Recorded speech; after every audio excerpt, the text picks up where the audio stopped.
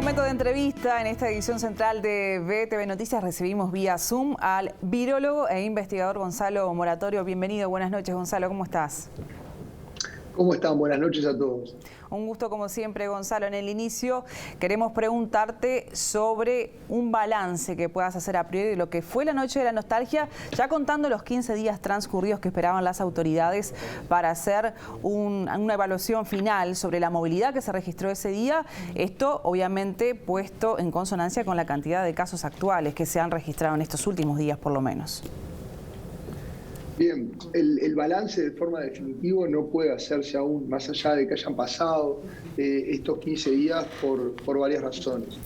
En primer lugar, tenemos que seguir monitoreando, tenemos que seguir viendo la dinámica de lo que son parámetros que ya hemos hablado durante mucho tiempo, como es el P7, como es el índice Harvard, como es la cantidad de contagios cada 100.000 habitantes en los últimos 7 días. Vemos que hay una leve tendencia, pero también hay que considerar que el hecho de disponer de mecanismos de vigilancia genómica, como intentamos hacer desde el Grupo de Trabajo Interinstitucional, a través de Pasteur, Universidad de la República, Ministerio de Salud Pública, Sanatorio Americano y demás, básicamente nos permite hoy decir, hace 45 días que dijimos llegó la variante Delta. Eso fue información muy valiosa para, por ejemplo, aumentar la energía de lo que son los motores de los programas de vacunación. Llamémosle a esto lo que fue esta tercera dosis, el refuerzo. Eso también, a 45 días de la entrada de Delta, pasamos a tener un 16%, más o menos arriba de un 15% de la población ya con una tercera dosis. También no podemos decir hoy, bueno, sí, Delta, no era que esperábamos que Delta hiciera más y no hizo, ni mucho menos, sino que también utilizamos para diagnosticar los test de antígenos, los cuales son mucho más efectivos en contextos de alta prevalencia. Hoy tenemos un contexto de baja prevalencia, con positividad menor al 4%, lo que nos hace volver a la zona de comodidad o de conforto, de seguridad Tetris, de testeo, trazado de contactos y aislamiento de los mismos. Por lo tanto, todo esto se puede manejar, pero también imagino que es importante volver a test que todavía siguen en pie, pero tal vez volver con más énfasis, que tienen mayor sensibilidad, mayor eficacia para poder detectar virus, pocos virus, digamos, pocas muestras positivas, de manera de poder confinarlas antes de que las mismas se propaguen muy rápido. Estamos frente a la variante que es, dentro de todas, la corredora más rápido.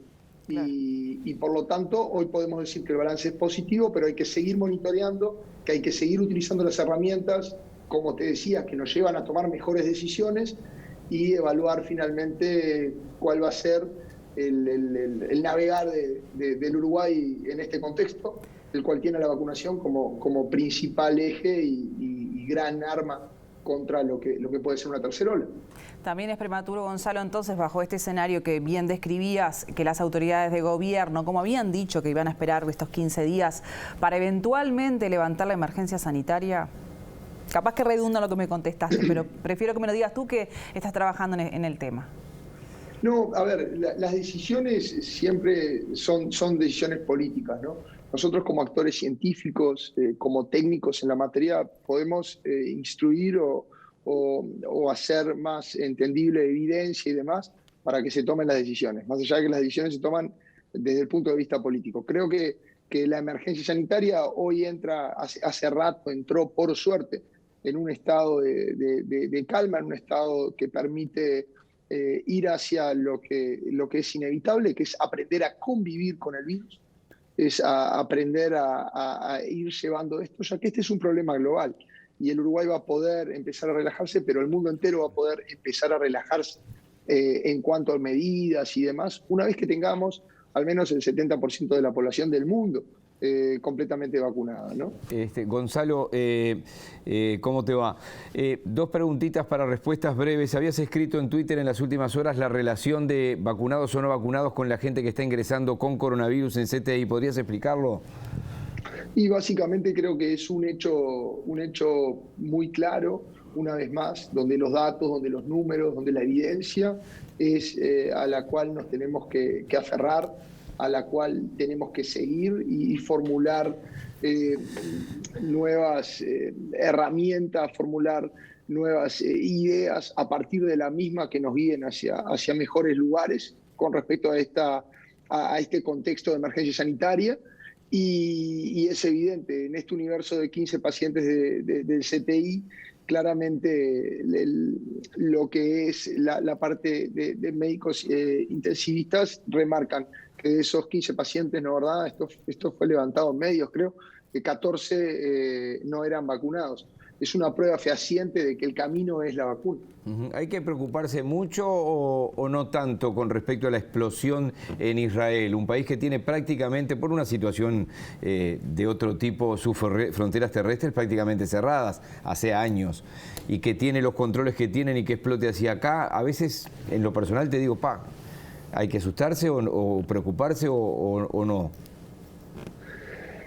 Tenemos algunas ventajas. Yo creo que es importante es importante ocuparnos, ¿sí? Ocuparnos más que preocuparnos. Es importante alarmar más para estar atentos, ¿sí? Y tomar mejores decisiones o reaccionar más rápido, tener planes de contingencia rápido, que alarmar con la finalidad de tener miedo. Además, es fundamental seguir preponderando todo lo que son las actividades al aire libre, el deporte y demás, siempre lo más cuidado que uno pueda, pero tenemos algunas ventajas frente a Israel. Por ejemplo, Israel empezó a vacunar mucho antes que nosotros, o significativamente antes que nosotros. Israel utilizó otras franjas etarias, otro orden. Nosotros empezamos antes con población más joven, por ejemplo, con adolescentes y demás que Israel. Nosotros también pudimos una vez más tomar lo que pasaba en Israel como un mensaje que venía de un futuro que queríamos evitar y por lo tanto acelerar con lo que fue la detección de Delta mediante introducciones de Europa y Estados Unidos, acelerar lo que son las terceras dosis y también tenemos distintas vacunas. En este caso, esta combinación de Sinovac y Pfizer con la tercera dosis, las dos de Sinovac. Por lo tanto, creo que es algo para ocuparnos, que es algo para aprender, pero que también como nuestra vacunación comienza después, el ritmo de vacunación luego en nosotros es muy bueno y la cobertura es aún mejor, creo que podemos amortiguar lo que puede ser una ola de contagios grande, pero siempre tomando decisiones y de alguna manera teniendo la operativa muy clara a seguir. Gonzalo, para finalizar, te voy a hacer dos preguntas en una porque ya tenemos poco tiempo. ¿Por qué las vacunas son efectivas para los casos graves y no para la protección? Esa es una de las preguntas. Y la siguiente es si han aparecido nuevas variantes de coronavirus aquí en Uruguay. Bueno, básicamente lo que se cree, todavía no lo probamos, no lo probamos la comunidad científica de forma fehaciente, pero lo que se cree es que las vacunas siguen siendo muy, pero muy efectivas, por suerte, frente a lo que son las hospitalizaciones y el desarrollo de la enfermedad grave y la muerte, porque en una primera instancia el virus va a entrar por lo que es la respiración. Imaginemos, ¿no?, las mucosas nasales o la boca y demás. En ese contexto, nosotros necesitamos impedir que el virus replique para no empezar a desarrollar la enfermedad y tener síntomas. Ahí es cuando las vacunas con el tiempo bajan, ¿sí?, los niveles o la cantidad de anticuerpos.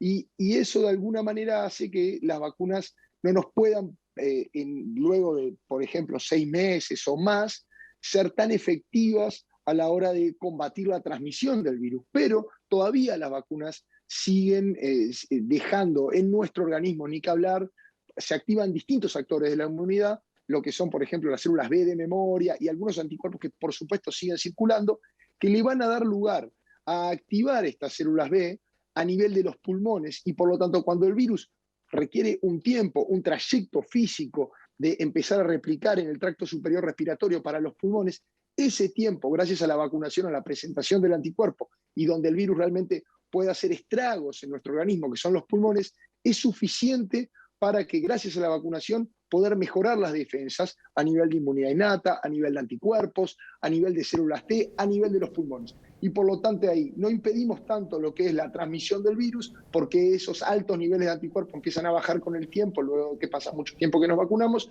pero sigue estando todo ese circuito, esa maduración, esa memoria en el sistema inmune, para cuando el virus llegue a un lugar donde pueda hacer daño, igual es suficiente para defenderse y por lo tanto impedir los desenlaces graves. Con respecto a las nuevas variantes, esto es lo que creemos. Con respecto a las nuevas variantes, podríamos decir que hay variantes que están bajo observación y que el grupo de trabajo interinstitucional lleva la detección de variantes, como puede ser la variante Mu, ¿sí? Que la venimos siguiendo de cerca, pero que también vemos que esta variante, denominada Mu, y que si no me equivoco tiene su origen en Colombia inicialmente, ya está en los Estados Unidos y en algunos lugares, por lo menos hasta ahora, Delta la ha sobrepasado, la ha pasado por arriba, hablando tal vez mal, pero para que la audiencia me entienda. Pero independientemente de eso, estamos siguiendo cada mutación de las mismas e intentando analizar la peligrosidad, por decirlo, o la eventual patogenicidad o capacidad mayor de transmisión que las mismas tengan.